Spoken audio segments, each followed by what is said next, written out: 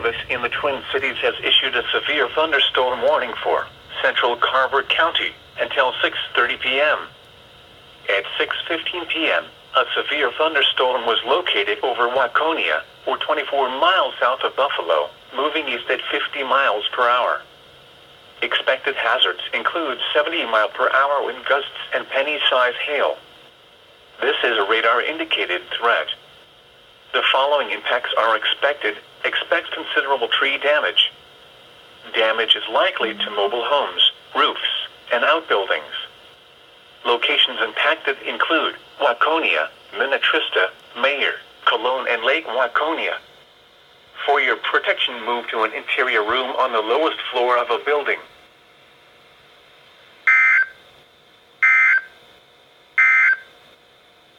The